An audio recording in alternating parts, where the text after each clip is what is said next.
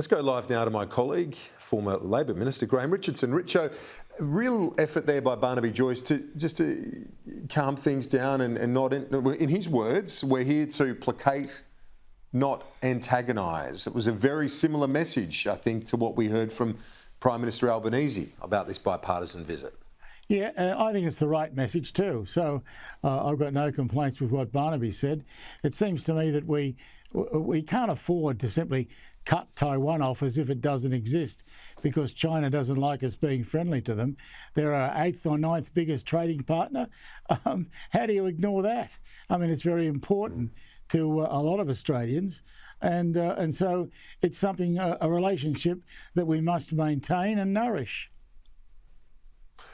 Indeed. And an interesting, though, timing of it all, it does come as things are getting back to a more even keel between Canberra and Beijing.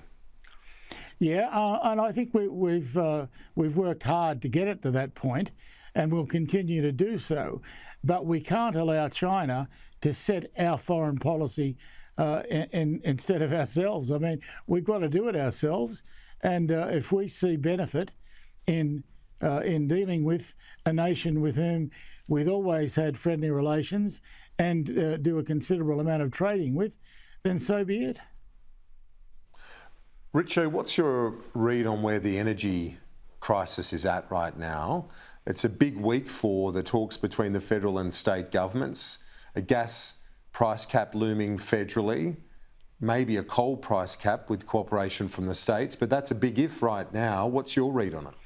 It is a big if, but if the states are being sensible, they'll agree, because it seems to me that we desperately need that cap, especially as you look, you change seasons and you change from wanting your air conditioning to wanting your heating, but they both take up an awful lot of juice, and so you've got to have agreement.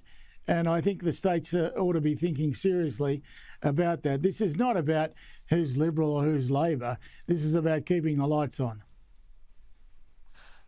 Stephen Jones, the Assistant Treasurer, on this program a bit earlier described it as the need for a Team Australia moment, urging the states to get on board. It sounds like they're optimistic they can land some sort of arrangement. As you say, it is urgent, Richo.